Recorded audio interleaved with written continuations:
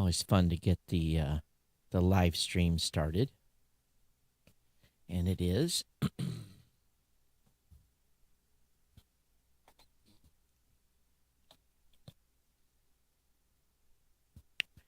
This is Geek News Central. My name is Todd Cochran, coming to you from the new media production studio. The lead stories are NASA Ingenuity helicopter has survived its first night.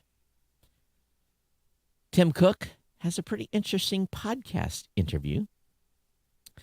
Amazon, according to one organization, illegally fired climate activists, and now they're facing a settlement.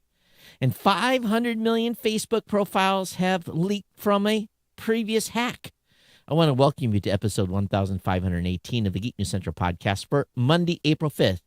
This show is sponsored in part by GoDaddy.com and listeners just like you. Great deals from GoDaddy can be found at geeknewscentral.com/GoDaddy. You can support this show today at geeknewscentral.com/insider. Hey, I want to give a warm welcome to the new listeners of the show. Thanks for being here. Make sure you get over to geeknewscentral.com. It's a great opportunity for you to get subscribed to the podcast. That way you'll never miss a single episode. And when you're on the website, go ahead and get signed up for the newsletter as well. Of course, you definitely want to check out all of our partner shows right on the top of the website, whether it be the New Media Show, the Gadget Professor, Podcast Legends, or the GNC Weekend Review. All those links are at the top. Definitely check that out. We want you to do so. And, of course, you can always join our chat room at geeknews.chat or Discord server as well. Today, of course, you can also join our Slack channel. So that's always available, and really the way to do that is just contact me via email.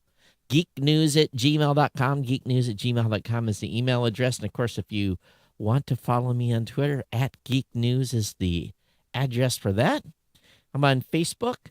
And, of course, this show is and has the longest running continuous sponsor of a podcast since our good friends at GoDaddy.com. You can save a pile of money. A pile of money when you go pick up a GoDaddy product or service. And again, all you got to do is go over to geeknewscentral.com/GoDaddy. Use one of those promo codes, whether it be $1 a month managed WordPress hosting for the first year for $12, or $1 a month economy hosting. Yes, $1 a month economy hosting for the first year, or $12. And both of those offers include a free domain. 30% off new product purchases, a $4.99.com, our newer transfer domains for new customers only, and a free trial of GoDaddy Website Builder, your choice of personal, business, or Business Plus plans. So definitely check all this stuff out. Again, the two best deals on the planet by far are these hosting packages. And you guys seem to be continuing to pick those up. That seems to be the most popular item that we're converting on, and it should be, because there's really no other deal like it out there. So we definitely want to thank GoDaddy for their longtime sponsorship here of the Geek News Central podcast. I want to thank you for your ongoing support of the show. It's really, really important. We did get the results in from last month. We did okay. So, but, anytime you link back to that page at geeknewscentral.com/GoDaddy, or tell your friends, share it with family members, know someone getting ready to start a business, we want you to support the show by doing just that, sharing those codes with friends and family. Okay, so what's going on here is my back is better. I want to thank everyone that I had a few people email me, 3 specifically, giving me remedies, how to change my diet. Michael, I know you don't like me drinking Red Bull, but I promise you it's not that many. But thank you for your feedback and your input. So I am doing much, much better. But I tell you what, I am kind of, I don't know, maybe I just want to whine. I'm really kind of sick of one thing right now. And that's all this COVID stuff and their controls. I kind of alluded to it on the last show. I was pissed off that I can't go, sit in and see my son walk, even though they're going to be having a football stadium, a big one, where the University of Hawaii plays, not a small stadium, where they have the Pro Bowl and yet 16 or 800 parents can't go sit in 32,000 seats and watch their kids walk. So, it really kind of triggered me, and it's just ongoing. Indiana, like some of the other states out there, are going, I think, mask-free today. No restrictions, full on, business as normal. And it's really amazing how that magic line is at the Indiana-Michigan border. And but I think a lot of other people are starting to get sick of it too. I actually saw someone was wearing no mask, and they were in a grocery store, and they were wearing a button, and it says, "I've been vaccinated," and then 2 expletives, F off.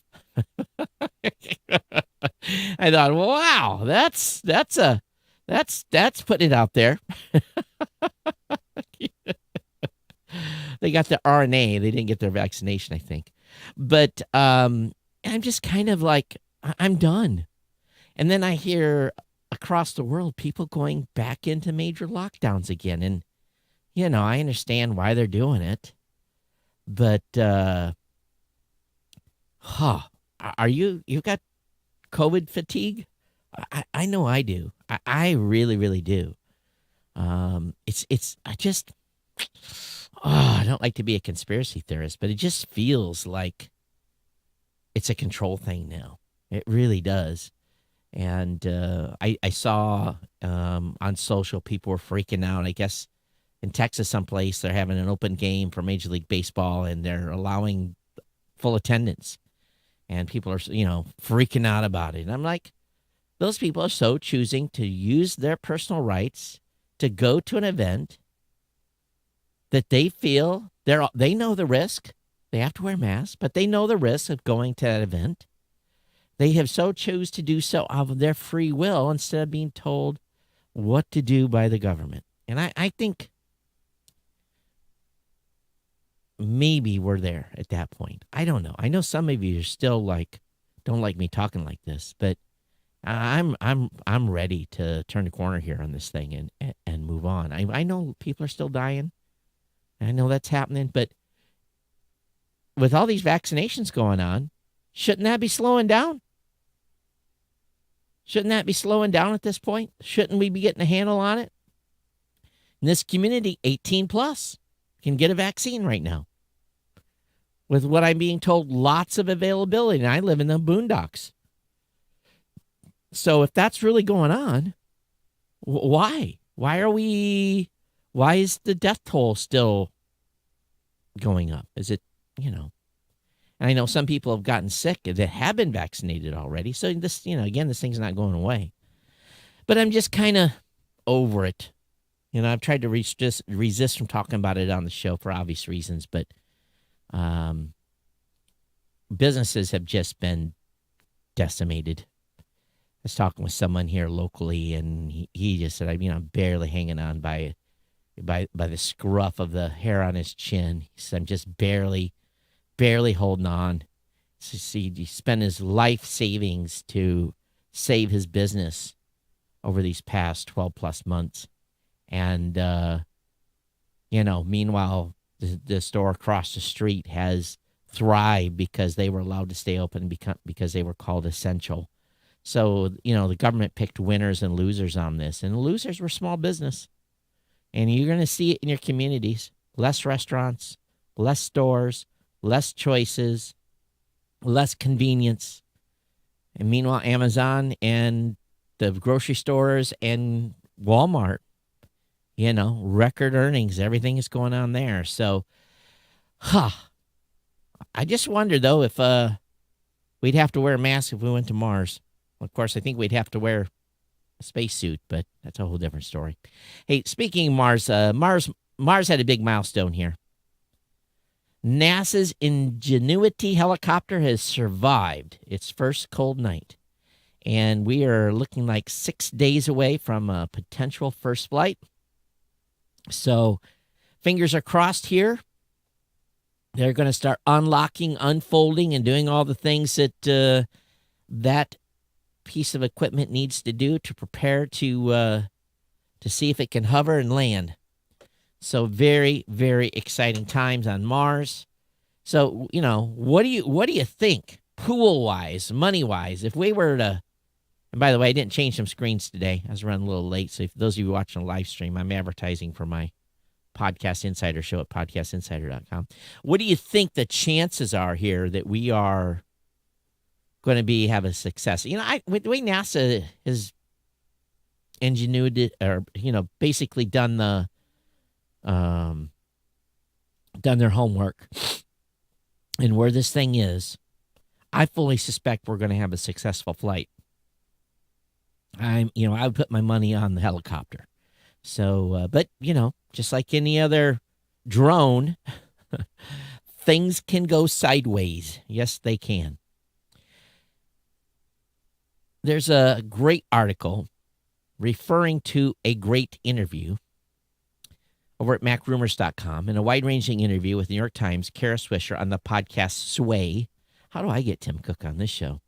Apple CEO Tim Cook talks about Apple's feud with Facebook, its stance on privacies, Apple's legal battle with Epic Games, and possible future Apple innovations such as Apple Glasses, artificial intelligence. It goes on. And, of course, talks about app tracking transparency coming to iOS 14.5 in a few weeks. A big change has pissed off Facebook. Facebook is trying to get us to, opt into some new type of tracking. Be aware of that. And but here's what I find refreshing. Apple's not perfect, but talking about privacy, this is what he said. Generally speaking, I think privacy is one of the top issues of the 21st century, and I think we're in a crisis. Years ago, I thought companies would regulate themselves and sort of get better. I no longer believe that, and I'm not generally somebody that is keen on regulation, but I think that regulation is required, a.k.a. government regulation on this particular issue. And I'm at a point where I agree. Based on my position in doing what I do with the podcasting space and know how strongly advertisers and other folks want to track you, retarget you, remarket to you, demographically and whatever other signals they use to market products they think you need, that you may need, in a nefarious way, in my opinion, is the goal. Now, in a speech at a privacy conference in January, Cook strongly condemned social media companies that fuel conspiracy theories thanks to their algorithms.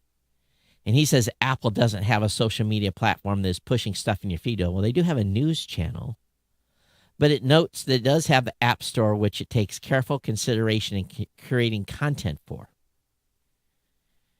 He says, well, I can only speak for Apple. And from the very start, we've always believed in curation. And we review every app that goes on the store. That doesn't mean that we're perfect at doing it.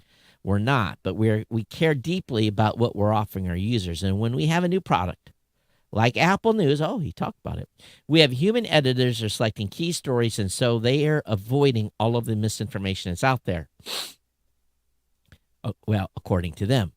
The reality is that the web in some areas has become a dark place. And without curation, you wind up with this fire hose of things that I would not want to put into an amplifier, which is what tech is in a large way. If you have a platform, you amplify things. Well, here's the dealio on that. Are we not educated enough to be able to go and filter the wheat from the chaff? Do you guys know what that saying is? In old days, they had to separate the wheat from the chaff. And what did they do? They beat the wheat on the ground. They ran it through thrashing machines. Now we have combines. And then they would often sort the seed. Larger seed would go through. Smaller seed would be sold and ate. Larger seed would go back and put in the ground to grow stronger, bigger plants, so on and so forth. So we were able to separate on our own the good, the bad, the mediocre, and throw away the chaff or use the chaff for other purposes. I think we as humans are smarter than people give us credibility for. I just continue to be amazed that they think they know better. That really bothers me a lot. Yeah, there's misinformation out there. Yeah, there's people that may be led a little bit astray. But that's going to happen regardless of what's going on in the world. You can't control that. And it shouldn't be controlled. You know, it's almost you know, if you run out in front of a truck and get hit by that truck and die, you have done that knowingly to yourself. And you know, it is what it is, right? Now, I'm not talking about suicide. I'm just trying to use a metaphor. Maybe that was a bad one. But we all kind of have a way of kind of like, okay, that's kind of weird. That's kind of weird. Okay, is that true? Let me get some more information. We have a way to separate this stuff. And I hate it when we become so, and it's with the news. I turned the news on today like an idiot. And within 15 minutes, I was like, oh, please, God help me. And I just reached up and turned off the remote control because it's the same thing. It's so bad. And I think people need to start taking charge of themselves and not relying on the mainstream media and everyone else to narrate a narrative to them. I think we'd be a lot better off. And I'm spending a lot less time. I mean, an amazingly less amount of time on Facebook. I would say that my Facebook usage is down to maybe an hour a week. I really cut it back as much as I can because same thing.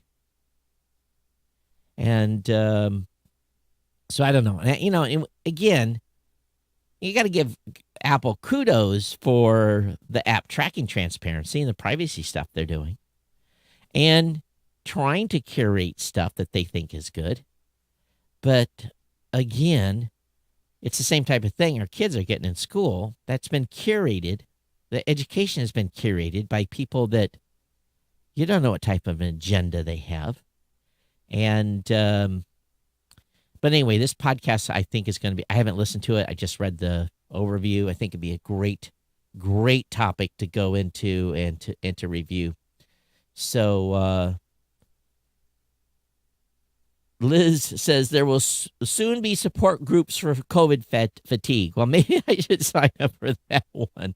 Jennifer says my Facebook usage is focused on groups where I still find value. I agree. That's where I'm at on the time I spend in Facebook, Jennifer. I go to the groups that I find value. And very rarely am I reading my news feed.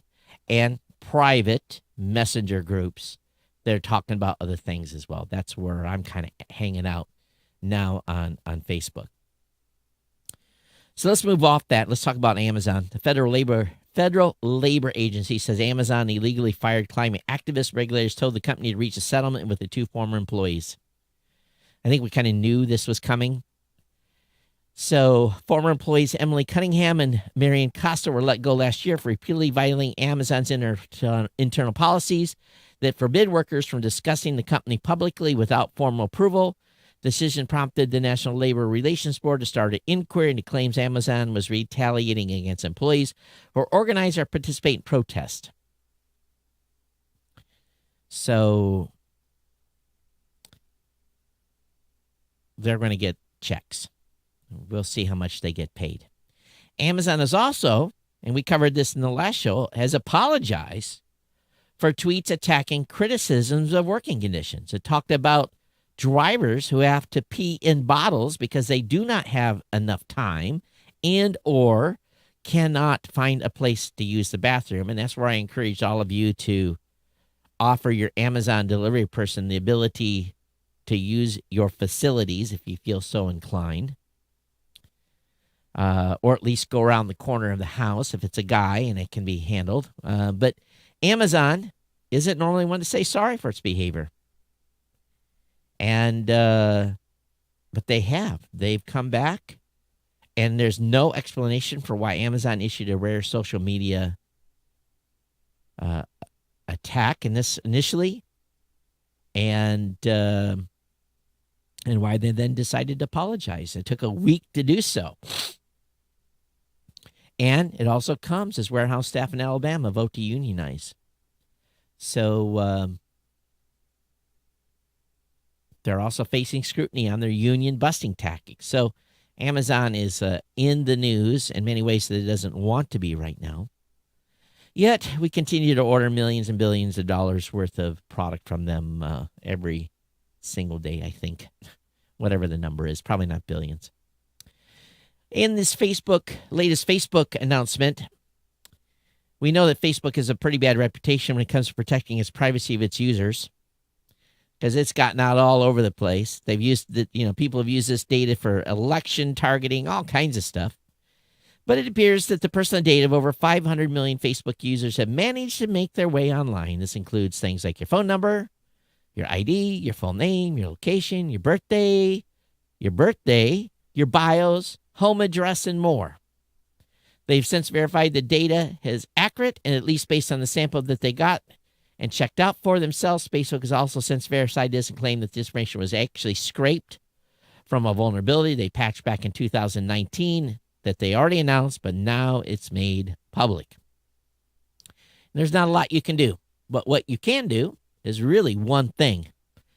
You can go over to, I'll have a link in the show notes to a Life Hacker article that basically will give you access to the raw data dump, Facebook checker, by putting in your Facebook phone number, the news each day, another thing where you've got to put in a Facebook number, and then have I been pawned, and put in your email address, and you'll be able to see whether or not you've been breached. This data has been floating around from sometimes. Its odds are good that you probably aren't affected by it. Or if you have, you've already been affected. Not too much stuff that's out there that should be surprising anymore. And although the good thing, though, is you are able to know that you've been hacked. But here's the thing I would really love to be able to do.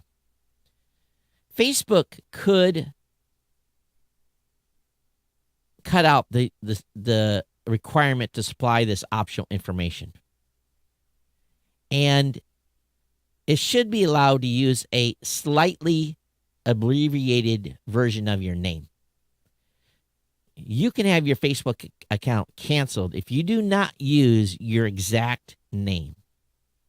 So, as an example, if you use an abbreviation of your name or a middle name or something to that effect, you can have your Facebook account canceled. You have to put your real name.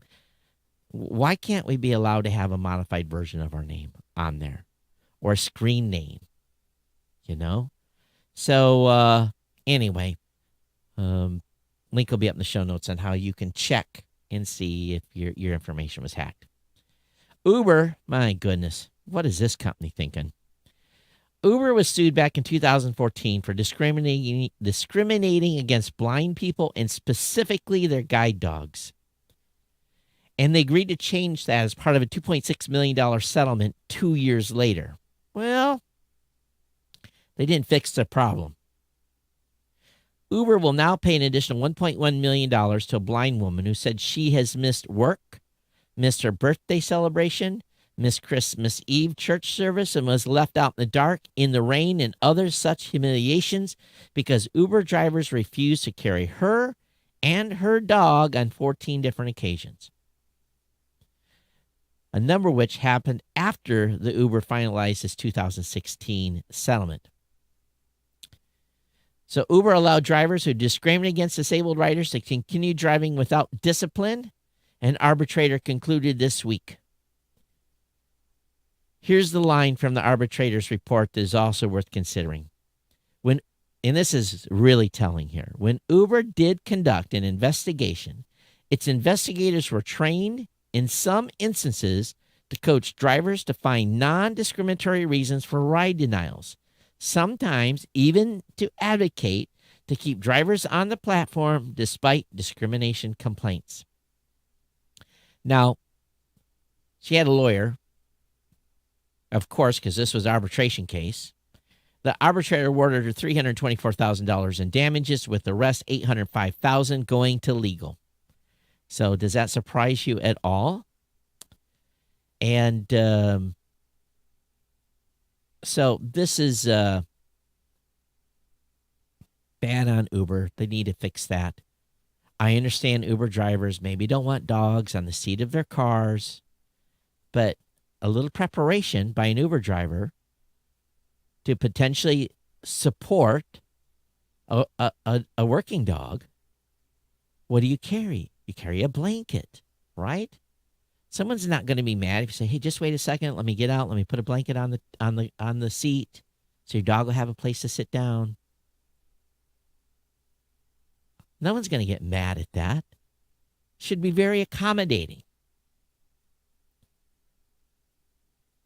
So many of you carry your dogs in your cars, and you know what comes with that. Sometimes they get in with dirty feet, but it can't be helped. So that's why drivers should be prepared to have a dog in the car.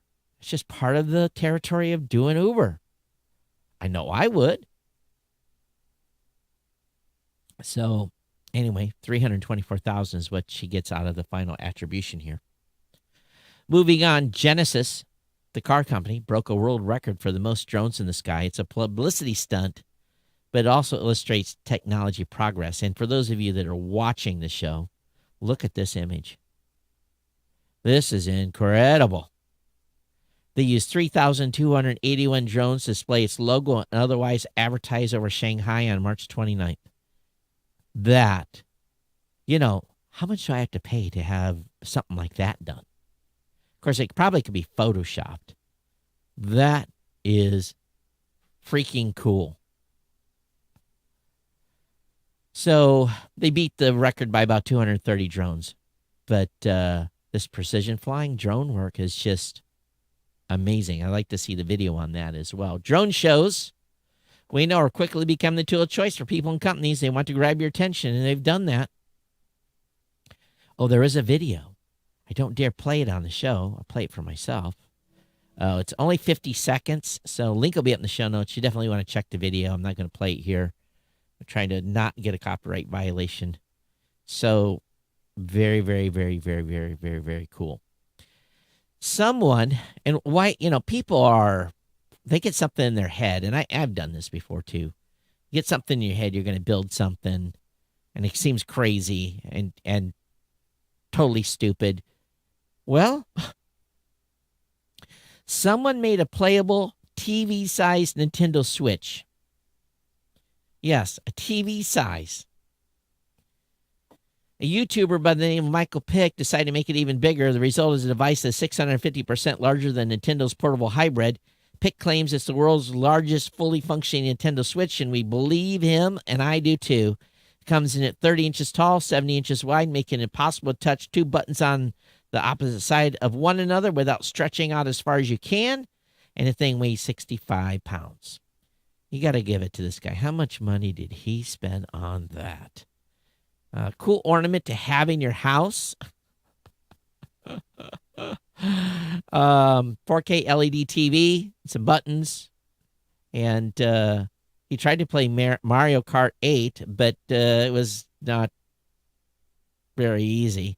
And his goal was to have something that you couldn't lose. Well, good shot, buddy. You should have just went a little smaller.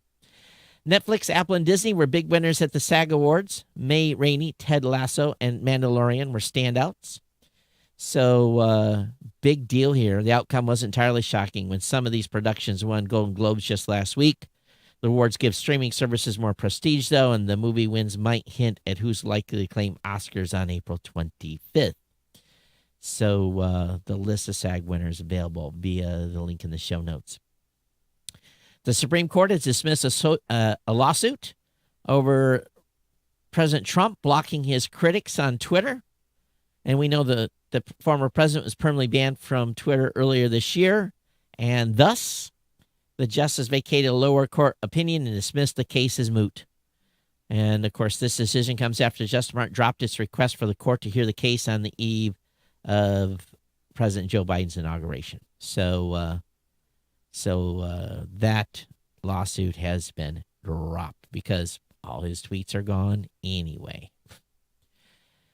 GameStop has filed with the SEC to sell 3.5 million shares. The company could make $1 billion as the roller coaster ride continues for GameStop. So the trade is up on this. The stock, I think, closed today $182.65. But they have just absolutely destroyed the hedge funds over this. And but the people that have bought the shares are looking forward to buying more. So GameStop taking advantage of this and raising some probably hard-needed cash. And it basically said to raise hard-earned cash to figure out Act 2. So Elon Musk revealed what made the SpaceX Starship SN-11 prototype explode. And explode it did. SN-11 went to altitude. Although on that way to altitude, they had a little fire inside on one of the motors. Well, that fire from a little bit of what do they call a CH4 leak led to the burning up of some avionics. Now, when you have fire and you have wires, those two don't mix so good. So when they were ready to start engine number 2 on the landing bird, the turbo pump did not work, and it went boom. And it went boom. And he said, this is getting fixed 6 ways to Sunday. Well, I bet it is. That was an expensive, they're doing prototypes. So they're probably rawing them out. They're just, trying to get them turned and burned as quick as they can.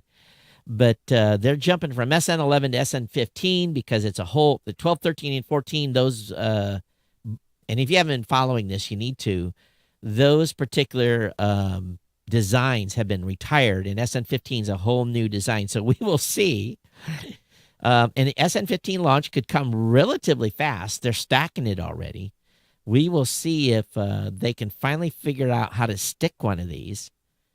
Because they want to move into taking one of these to orbit and then re-entry burns to see if they've got their shielding figured out and if they can actually survive a re-entry and all this stuff that they've got planned.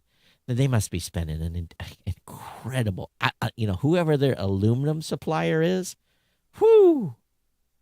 money. And I'm sure they're recycling it all, but oh my goodness, it's, when you blow stuff up, it's got to be sent to me melt down. I don't even know how I guess aluminum probably is constructed the same way, but yeah, they're definitely blowing a lot of stuff up. So Democratic lawyers are asking Facebook to detail its Instagram for Kids project. They have concerns about the proposal. You think? Following a report last month, that Facebook is working on a version of Instagram for children under the age of 13. Parents. A group of 4 Democrat lawmakers said they're concerned with the company's plan. A letter signed by Senator Ed Markey, Richard Blumenthal, Representative Kathy Castor, and Lori Trahan. The group asked for a series of pointed and technical questions related to the project.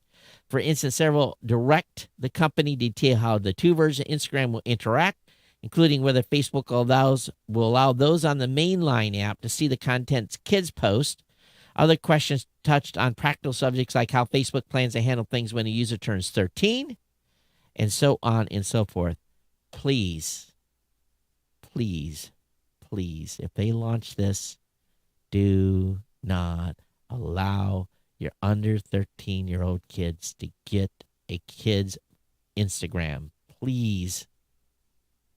Matter of fact, if I had it to do all over again, I've told you many times on this show, I would have held back as long as I could. on any of these accounts. The 830 horsepower crab walking SUV will be the second Hummer EV, more agile than the Hummer EV truck, but with a slightly smaller battery pack. The last fall, after a long teaser campaign that included high-profile Super Bowl commercial, GMC unveiled its new Hummer EV truck, designed by General Motors' forthcoming 800-volt lithium batteries and lithium drive electric motors. It will lead GM's renewed electrification efforts. When the first Hummer EV Edition 1s reach customers in 2022, sometime the following year, the Hummer EV truck will be joined by second bombastic electric go-anywhere machine, the Hummer EV SUV. So I know some of you are fans of the Hummer. Yeah, okay. Hummer EV coming to a GM dealer near you. This is not a surprise to all of you who have been listening, but after a decade of failure, LG has officially quit the smartphone market. LG's mobile division called it quits after, listen to this, 23 consecutive money-losing quarters. How much money did they lose on this? 23 consecutive money-losing quarters. Did you think it would have took you that long to figure out to dump this if you were the company? I think I would have kind of like figured that out like quarter 4. So you remember the LG Flex? Yeah, failure. So bye. All right, how many like Star Trek Picard? Well, Star Trek Picard Season 2 will debut on Paramount in 2022. Announcement was made today. And, of course, if you're ready to get to 2063, this is what this is all about. So, anyway, Star Trek Picard Season 2 will come next year. The United States indicted a California man accused of stealing Shopify customer data. A grand jury has indicated a California resident accused of stealing.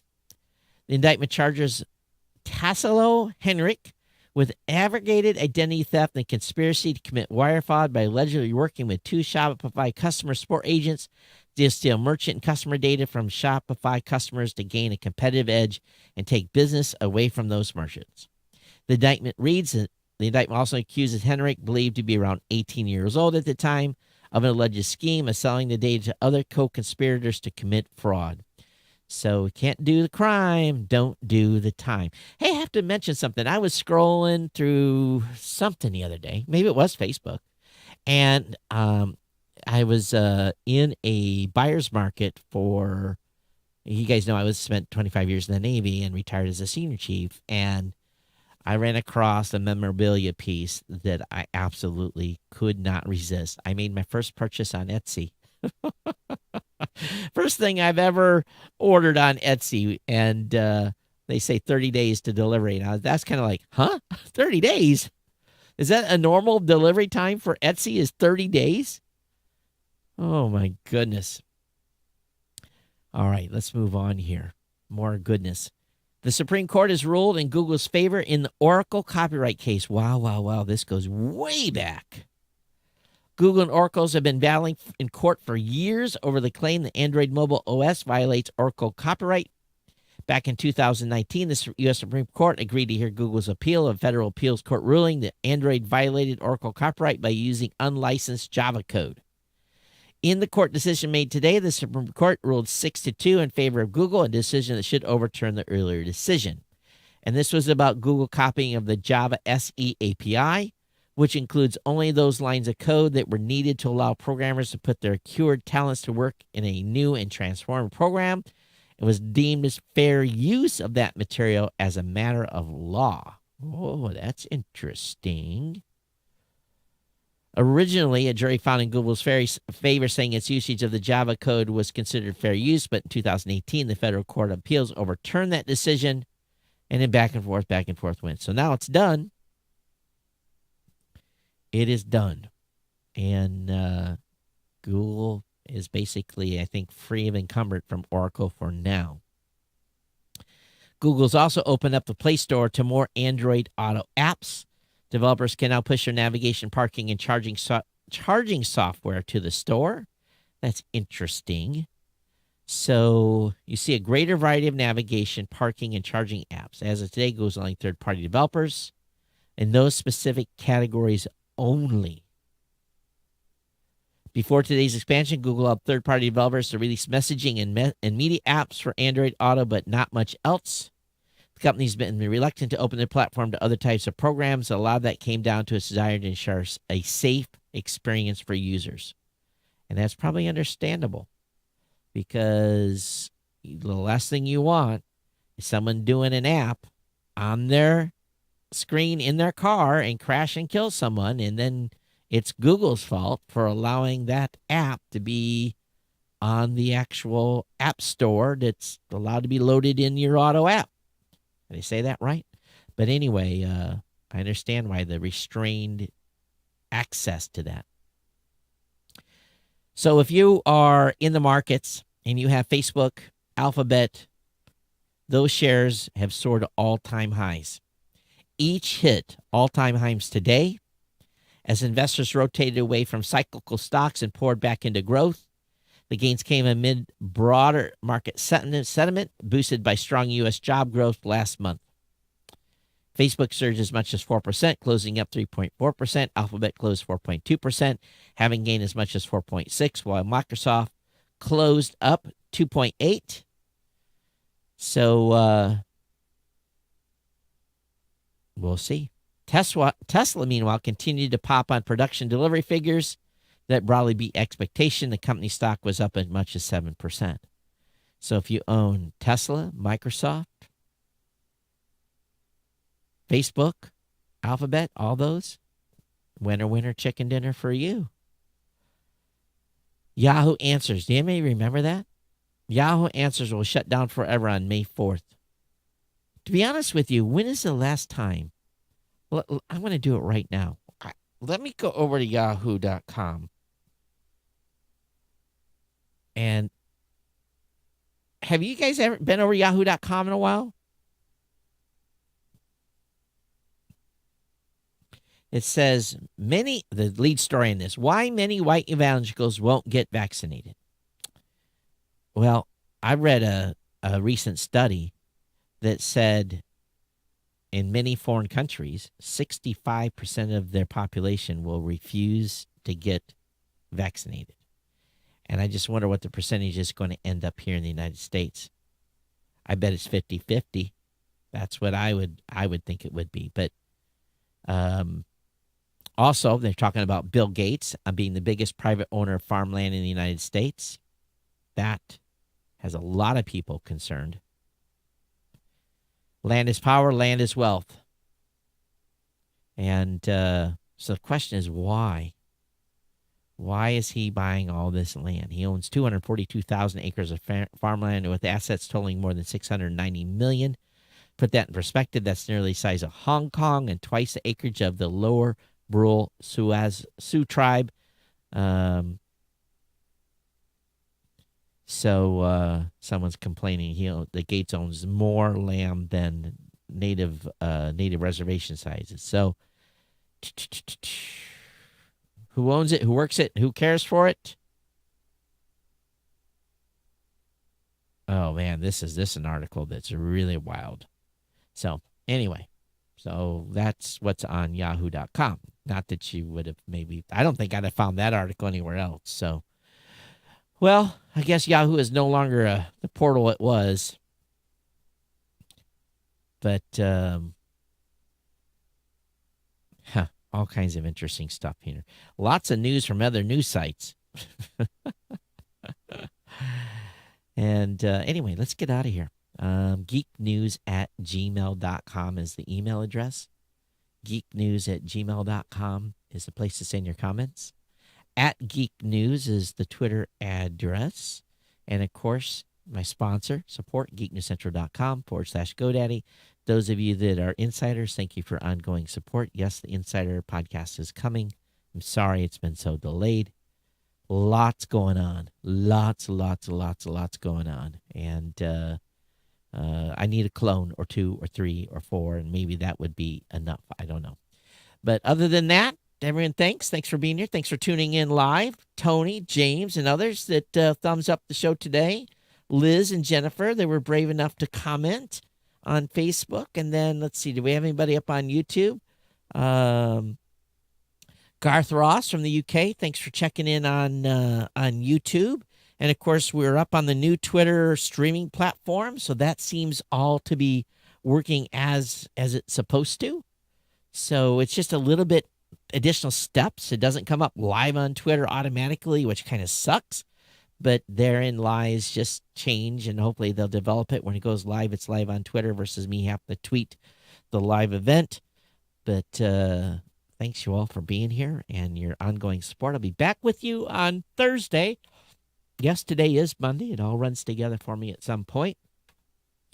And again, thank you for all your support of the show. And if you're not following or subscribing to the show, please do so by visiting geeknewscentral.com. And again, thank to all the supporters. We'll see you next time here on the Geek News Central podcast. We're out of here.